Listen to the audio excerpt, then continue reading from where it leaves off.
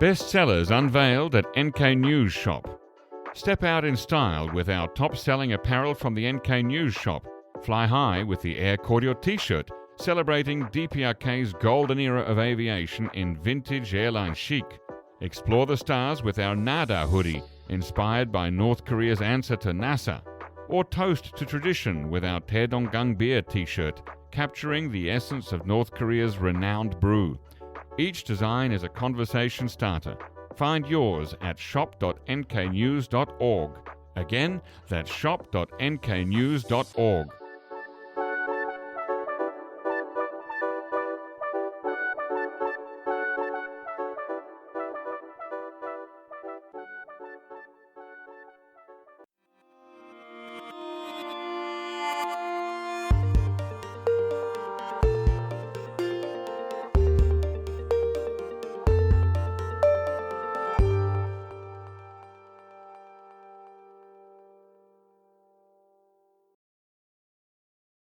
Hello, listeners and viewers, and welcome to the NK News Podcast. I'm your host, Jacco Zwetsloot, and today it is Tuesday, the 10th of March, 2026. So we're trying a little bit of a new format where we start off with a review of the week's news, and then we move into the longer interview. And so for the first part, we've got Shreyas Reddy joining us here to walk us through some of the news stories. And then we've got Hanna from NKDB to talk about the latest report that NKDB launched last week. So welcome to both of you on this brand new video podcast for NK News. Thank you for being experimental guinea pigs today. All right, Shreyas, so obviously the big news yesterday on Monday, the 9th of March was what? The cancellation of the Pyongyang Marathon. So I think it's something that a lot of us North Korea watchers were looking forward to, actually getting to see foreigners going back into North Korea, which is a fairly rare occurrence nowadays, far rarer than even in the past. Last year, it was one of the only times that North Korea allowed people in under a special athletes delegation. Right. And Not tourism, no, but not athletes, tourism. yeah. Exactly. Many of the participants got to participate in tourist activities, Yes. and it allowed us a rare chance to actually see what Pyongyang looks like now from the perspective of outsiders. A rare chance for rare glimpses, we might say, Yes, as a North Korea watcher community. I was trying to avoid that phrase. No, own it, embrace it. I have been called out once for overusing that in my writing, so I've made a conscious effort to cut that out. Yes. Yeah, so I recall seeing somewhere it was retweeted and used in Yonhap that the stated reason was due to some reasons. Yes, in fact, that was the email or the message that they sent to Korea Tours, which is the international partner of the Pyongyang International Marathon. Yes, in previous years before COVID, there were several tour companies going in, but the last year and this year, Korea had the total monopoly. Yes. And they sold out within, Just less few than 24 hours after opening up the bookings late last year. And they were taking in 500 people. And all of those 500 people, I guess now will be disappointed thinking, well, what do I do with my holiday time in April? Yeah, I mean, and I think it's obviously a bit of a headache for Korea Tours as well. They're currently busy processing refunds for 500 people who definitely had their heart set on traveling to North Korea. Instead, now they're trying to figure out how to sort out all the refunds, while explaining to their customers that North Korea didn't really explain why any of this happened other than due to some reasons. Yeah, Hannah, I imagine you've not been to the Pyongyang International Marathon, have you? I haven't been to any marathons, Jacco. As someone who works in the human rights field, how do you sort of look at the marathon? What's your thoughts on it in general? I mean, North Korea being the most isolated place in the world, I don't think it helps anybody to keep it even more isolated. But I do think it's important that visitors, tourists, marathon runners, whoever they may be go in with the understanding of what they've seen is not the whole of North Korea. But I think being able to challenge the officials that they meet in a safe way, being able to ask questions, bringing in different points of view help even the North Korean people, even if it's just through small encounters. Mm-hmm. From my little understanding, I do believe that in the past, recently after COVID, with the recent openings, there have been issues with a growth of influencers and vlogging going in. But that's important for North Korea also to be able to understand the present day, the reality that we're in. And so those moments are important one, for North Korea watchers to be able to see inside North Korea, but also for North Koreans to be able to be brought out of this little cave that they're in. One of the things that actually kind of, so you brought up the influences and the contact with the locals. And I think one of the things that kind of stood out last year, because last year was the first time since the pandemic that North Korea had held this marathon, was we saw, I think even before the pandemic, there were few influencers, content creators who used to go in. But last year, the scale was a whole other thing. Now, there are some disagreements, I think, even among those engaged in the travel business, whether or not this played a factor in North Korea deciding to intensify its border closures. But what we certainly did see was the ones who went to Pyongyang came away with fairly positive tales or anecdotes of their interactions with the locals. And I think they're quite surprised that even the North Koreans were out there recording them freely, which was obviously, you have to take it with a grain of salt because this is Pyongyang. The people living there have a degree of privilege that others in North Korea don't. But at the very least, it did seem like even with those limits that were set for their interactions, as Hanna said, it's not really ever going to be the full picture. At the very least, those privileged few in Pyongyang seem to at least get a chance to see more of these outsiders coming in. It was a rare chance, not just for the outside world to see what's going on there, but also for people in North Korea, or at least in Pyongyang, to see these foreigners who aren't just diplomats or Russian tourists. Okay, and we must move on. Shreyas, our next story, and this is very relevant to you, Hanna, is that the Unification Ministry has announced it's decided on a new name, not for the first time, to call people who were born in North Korea but now live in South Korea. Shreyas, what's the new name? Yeah, so they're essentially going to be called Bukyangmin, and the idea is to call them North Korean-born citizens rather than calling them defectors or refugees or escapees. And it's something that they've mooted in the past. It's not a new idea, but it's also been the subject of debate for a very, very long time. And I think Hanna's in a better position to actually convey the perspectives of those who are most affected by it. Yes, Hanna, what do you think? I mean, I think firstly, it's most important for the North Korean escapees. We NKDB will continue to use the word escapees for one. North Korean-born friends, colleagues that we have to choose however they would like to be choose. I think it's also important to note that the legal terminology hasn't actually changed. 북한 이탈주민 is still... 북한 이탈주민, which is a long... Yeah. But rarely do people use the word 북한 이탈주민 because it's a bit of a mouthful. Yes. But the law that defines who is a North Korean escapee that receives the support from the South Korean government, that term has not changed. It's just what the MOU have asked the departments, the Hanna Centers, the Korea Hanna Foundation, and how they would like people to call them moving forward. As you mentioned, Jacco, this is not the first time that this has happened. I remember 20 years ago, it was settlement Yes. was the term that the normal Young administration preferred. And under the same Minister of Unification. Yes, that is true. That's right. It was Jong Dong-young, the old boss, is the same. So the he's new trying boss. again. It's just him trying again. Yeah. Which is... Are there political ramifications of this? What does it mean to call them Bukyangmin rather than Talbukja or something? So I think, well, generally you're taking away the term of tal, which is escape.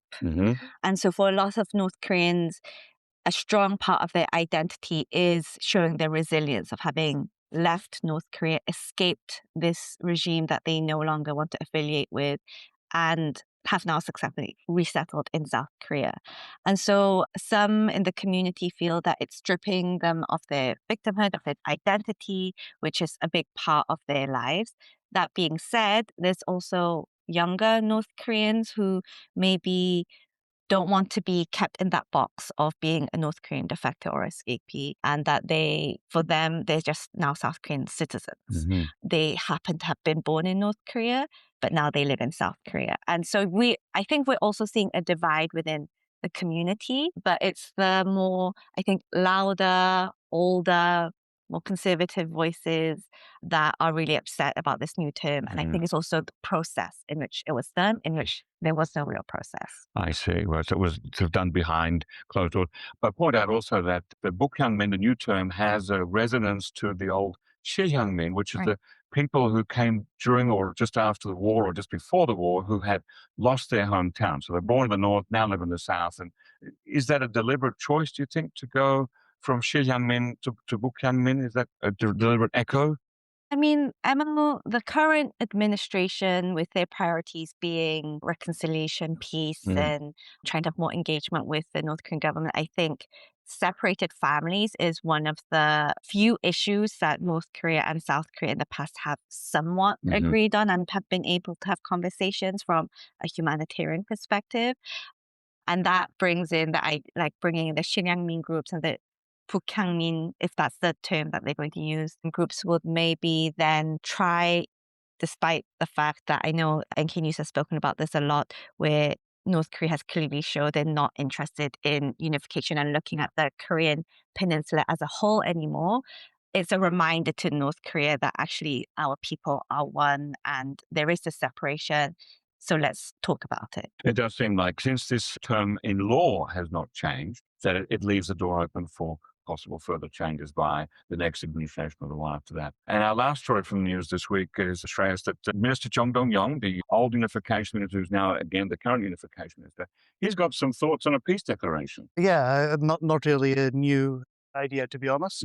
Most progressive administrations in South Korea tend to pursue that in some way or the other, and Kim Dong-yang has certainly been part of enough progressive administrations here that it's a fairly old one. And I think so. What their plan is, and is very much consistent with President Lee Jae-myung's policies, is to try and pursue a peace declaration to transition Korea from an armistice system to a formal peace regime. Of course, this doesn't quite take into account that North Korea currently has no interest in dealing with South Korea and formalizing such a system. But still, South Korea said it will pursue this system and pursue an end of war declaration, formally ending the Korean War, which technically has been going on since 1950. Would the And United Nations Command have to sign on to this? I mean, how do you change from an armistice system which is run by the United Nations Command? I mean, the demilitarized zone is not under South Korean or North Korean jurisdiction. How does that work? I mean, yeah, they will have to at least get the UN command, the US, on board for this, because that armistice treaty was not just signed by the two Koreas. There were other Well, parties. South Korea didn't sign anyway. That's true. So if anything, they absolutely need to get the US and the UN command on board with this. But there are other factors as well, that this is very much a political play in line with Lee Jae-myung's vision of essentially moving toward an era of peaceful coexistence on the Korean Peninsula, as the administration puts it. They've kind of toned down that focus on unification no matter what. I think there's some realism there that perhaps that isn't something that will happen anytime soon. So at the very least, he's pushing for peaceful coexistence through this new peace regime, as they put it, but also trying to promote exchanges and cooperation, which again doesn't quite work if North Korea isn't willing, but that hasn't really stopped them from promoting this idea. And this new work plan, apart from introducing all these other changes and pushing for a new peace regime, it's built around the idea of promoting exchanges and cooperation, having a new Korean Peninsula peace plan that revolves around these things. Hanna, what are your North Korean friends saying about, former North Korean friends, or current friends saying about this? I mean, peace for who, right? It's giving Trump sport of peace. What does peace mean, and who doesn't want peace? And like, symbolically, that's what I think we are all hoping there will be on the peninsula, in this region, in the world. But as from a human rights perspective, peace without actually addressing human rights issues, without justice, is only a short-term solution. You're going to have issues coming up again and again, not even from just the Korean War in itself, even if that's where we start from. Yeah. There are now only, from the 80 POWs that were caught, that managed to escape North Korea and successfully come to South Korea, there are now only 6 of them surviving, and NKDB provides support to them through working with the Ministry of Defense in South Korea, and many of them are still trying to seek justice for that both the North and South Korean government have not willing to address. Not to mention the 25 million North Korean people that are still living under clearly not a peaceful regime. And so I think those are the important questions to be asking. Of course, we want peace. Who would say no to peace? Yeah. But what are the concrete measures that are going to be taken to ensure that this is lasting peace? That this is not just another piece of paper. Briefly, Shreyas, did Minister Chong Dong-yong give any indication that there are built-in steps and procedures, as Hanna alluded to this now? Well, the work plan itself was focused on a lot of other details related to exchanges and cooperation. The humanitarian aspects and the human rights aspects took a bit of a backseat. They did say they would continue promoting certain areas, and Hanna mentioned separated families earlier, for example, and detainees, and they mentioned very briefly about strengthening support for defectors, but they didn't really outline any specifics at all. And at the moment, it certainly seems that it's more focused on promoting economic exchanges. I think they talk about creating peace economic zones. Again, use of that word peace without really explaining on how that plays into anything, and came up with some more, I think, tried to recycle a lot of old ideas, sometimes with new, sometimes in the same old way. For example, saying we want to reconnect train lines from Seoul to Beijing via Pyongyang, sometimes with slightly newer ones. For example, saying North Korea has lots of mineral deposits. We want to promote trade with them, but hold, I think, the payment transfer process in escrow through blockchain technology for monitoring, which I think it's, again, an old idea, but with a new twist. It does sound like more thought has been given to economic peace than to human peace. Wow. Very much so. Thank you, Shreyas. That's where we're going to end the news wrap up, and then I'm going to continue talking to Hanna about their most recent report. So we'll see you again very soon. Thank you. So, NKDB, last week you launched your most recent report, The Machinery Behind the Forced Repatriation of North Koreans in China. People can download it free of charge, all in English, 300 plus pages at en.nkdb.org. It sounds daunting, but for listeners who may not be familiar with the issue, what exactly is a forced repatriation of North Koreans from China, and why has it been such a long-standing human rights concern? Right. So of the 34,000, almost 35,000 North Korean escapees that have successfully escaped and resettled in South Korea, the majority of them, 90% plus, have come through China and Southeast Asia rather than coming from North Korea directly to South Korea. Yeah. As that is the usual route that is taken, it's all the concern of many North Korean human rights activists has been the safe passageway of North Koreans to be able to come to South Korea.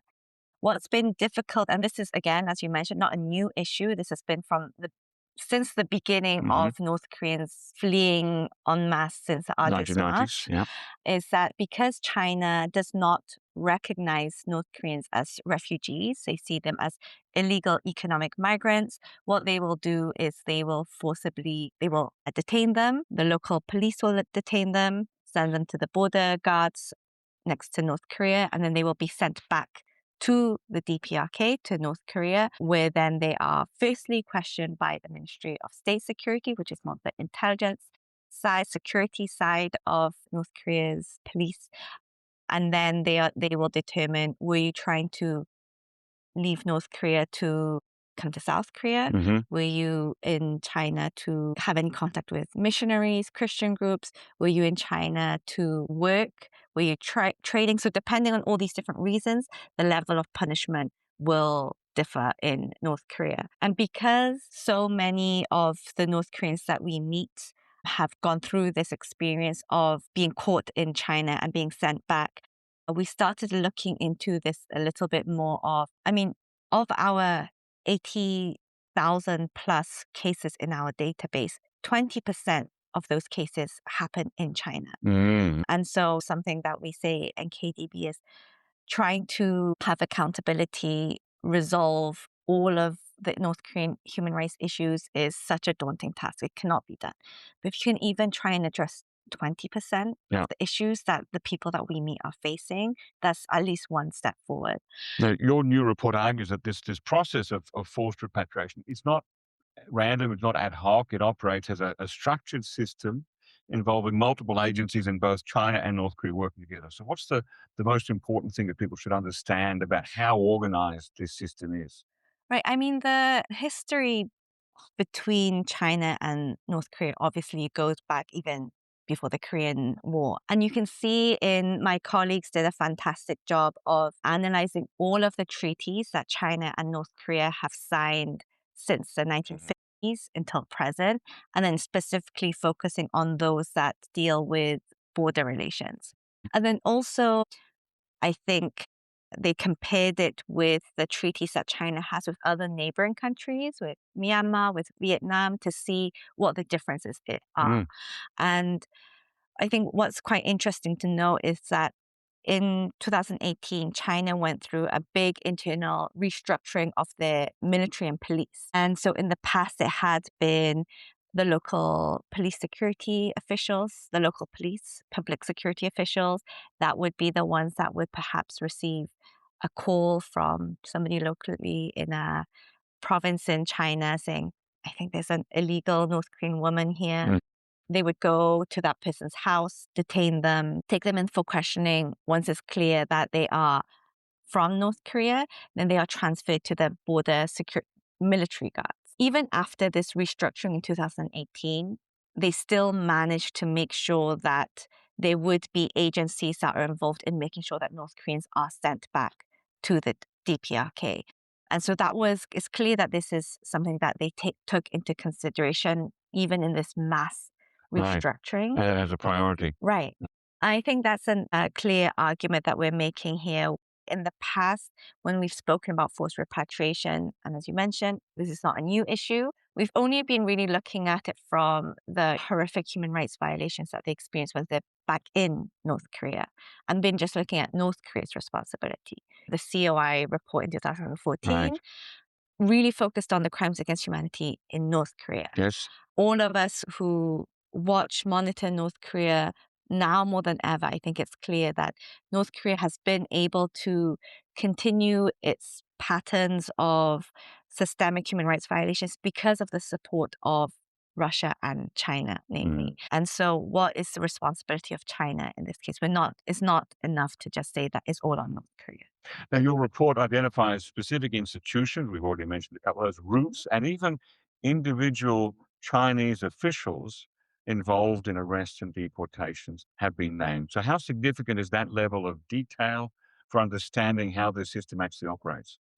So we've always had different discussions on how we can hold North Koreans accountable for these crimes. Recently, there have been more discussions on Magnitsky-style sanctions, human rights sanctions on North Korean officials. They've always been somewhat symbolic in the sense that North Korean state security officials aren't traveling. They aren't really having assets abroad that sanctions won't really impact them. Chinese officials do have assets abroad. They do travel. And also administrations like the US or the EU have had a history of naming Chinese officials responsible for different other human rights issues pertaining to, for example, the Uyghurs. And so seeing that there is a history and a precedent of different governments holding Chinese officials accountable, but not yet for the forced repatriation of North Koreans back to North Korea, which amounts to crimes against humanity. What NKDB will be doing is putting together dossiers, lists of information of these individuals or institutions, and sharing them with different relevant governments. Just on that point, what kinds of evidence and documentation are you relying on to link specific named Chinese individuals to these operations of forced repatriation of North Korean escapees or refugees? So first, you need evidence that human rights violations that amount to crimes against humanity have actually taken place in those institutions. And so that type of evidence comes from the interviews that we do from the victims themselves. And you've got, if I remember correctly, you've got this report is based on interviews with 100 escapees and former officials from North Korea, covering the last 25 years of such cases. So the 100 North Korean escapees was for this specific report, but we also have 8,000 cases in our database. So then But then you also need information about why this institution is responsible. Mhm. And so that's where these treaties and the open source information that my colleagues analyze come into play, where you can clearly state how this institution was responsible at this stage of this Mhm. repatriation. The most difficult thing is then, of course, naming specific individuals who are Yes. working at that time. And for sanctions to be effective, they also have to be in office at present. And so this information is not in our report at the moment because once you have our report up, it's difficult to continue to update it. What we will have is a new platform that is released in a few weeks that will have dossiers that will continue to be Oh, updated wow. for people to be able to access. Now, what's the risk to you and to NKDB in putting these names out there of Chinese officials? I mean, for example, would you be hesitant about traveling to China, Hong Kong, Macau? Would you fly a Chinese airline again in the near future? I mean, I think I've always been quite hesitant working in the North Korea field Mhm. to do any of those that you mentioned. But what is a growing concern, of course, is that in recent years, China's been a huge player in transnational repression. So you see it with Hong Kong activists or Taiwanese activists, where the Uyghurs who are also maybe living overseas, where despite the fact that they're no longer in Chinese territory, the Chinese government, party officials will continue to harass them, have different types of repression. So we're very familiar with cyber attacks from North Korea, but Mhm. also now I think another added layer is, of course, different types of repression from the Chinese side. And they, of course, have a lot more power and an army of resources to be able to do that. Wow. Now, your report also examines what happens once North Koreans are sent back by forced repatriation to North Korea.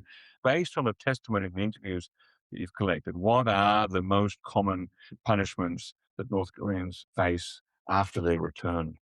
So, as I mentioned, it really depends on how they were caught and also in which circumstance. So if you are a woman who was maybe caught working or maybe and have not been in China for very long, you can try and convince the officials who are interrogating you that you were just there for a short amount of time. You were never planning to leave North Korea. You're always going to come back.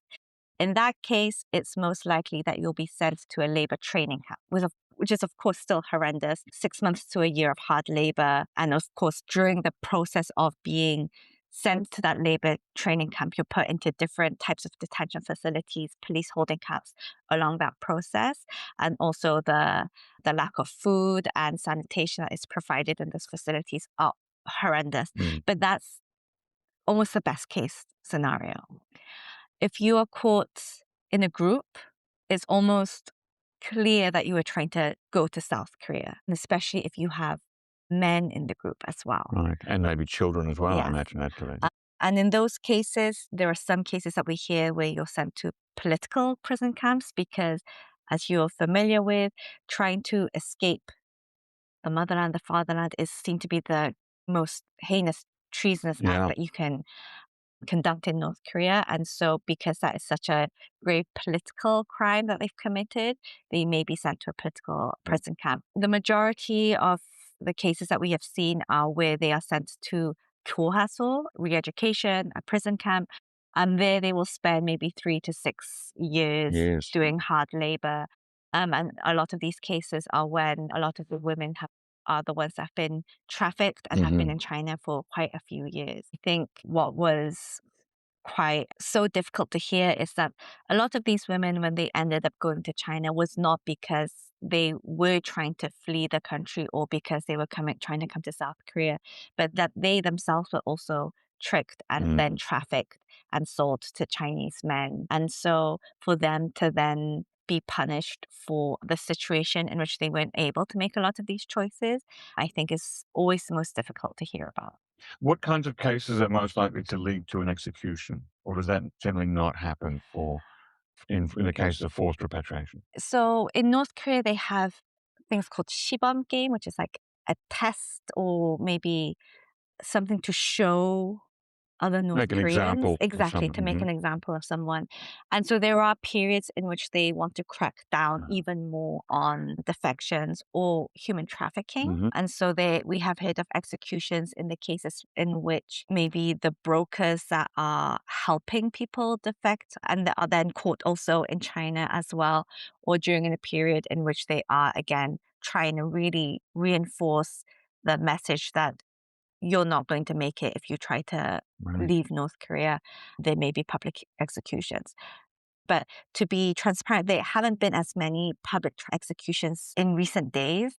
And we do believe that is because, especially after the COI report came out, and also the growing use of satellite imagery to try and monitor and document cases of human rights violations, North Korea is looking for ways in which they can have less evidence of these grave crimes being committed. What do you hope happens next as a result of your research and report? So we're calling for accountability on both the Chinese and North Korean side. But for us, accountability, I think, is important to know that it's not just criminal judicial accountability. There are political ways of holding these Chinese officials accountable. Trump is going to meet potentially Xi Jinping in a few weeks. Yeah. The US administration have had hearings about the forced repatriation issue. We're hoping that amongst the many human rights issues that are happening in China, this is one that is raised as well. But also from a non-judicial accountability perspective is that NKDB, we provide psychosocial services. We're the only human rights organization that have in-house counselors and social workers. And what is very clear from the hundreds and thousands of interviews that we have done is that the process of forced repatriation leaves such long-lasting forms of trauma that many of the North Koreans who come to South Korea still sometimes struggle to meet people of authority or be in public places because it reminds them of the time in which they were caught in China. And so providing psychosocial support, I think, is really important and it's something that is overlooked a lot for the victims. Last question for you, Hanna, is looking ahead, what are the biggest unanswered questions for you about the treatment of North Korean escapees in China that you still need to address or look into? So there have been situations in which China has allowed the safe passageway of North Koreans. And I think that's important to note that China has done that in the past. I don't think we're asking China to accept them as refugees. We're just asking them to let them be able to come through China. I mean, the big question at the moment, though, is that are even North Koreans even able to go to China at this point? Since 2020 until now, for the past 5-6 years, the North Korean escapees that are coming into South Korea are not the ones that have come out of North Korea recently. Right. The ones that have come out of North Korea recently have come directly via boat, over the DMZ, over land. And so the usual route is completely blocked. And that is a huge concern for North Koreans themselves, but also for us who continue to monitor the situation. A huge way that we've been able to gather so much data and document in the past is because we've been able to interview North Korean escapees, but the ones that are coming into South Korea now are either North Koreans from a very different demographic, in like a really small number, less than 50 over the past 5 years compared to the 2,000, almost 3,000 we used to have, or they're North Korean women who have been in China for 20 plus years. So their memories of North Korea are from a very different time. Yeah. Wow. Well, thank you very much, Hanna, for coming on the show today and telling us about your new report, which again is called The Machinery Behind the Forced Repatriation of North Koreans in China. People can find it on your website at en for English .nkdb, the database of North Korean human rights, .org, en.nkdb.org. Thanks, and we'll see you again soon. Thanks, Jacco.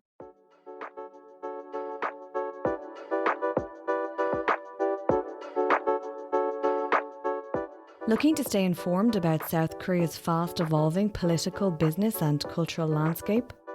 Join us on Korea Pro, the go-to resource for in-depth analysis expertly curated by top-tier professionals.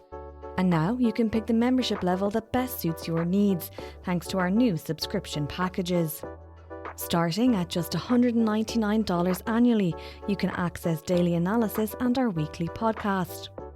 Or try our premium membership package, which offers additional perks such as executive briefings, monthly reports and forecasts, networking receptions and event opportunities, as well as much, much more. To find the best fit for you, just head to signup.koreapro.org and become a member today.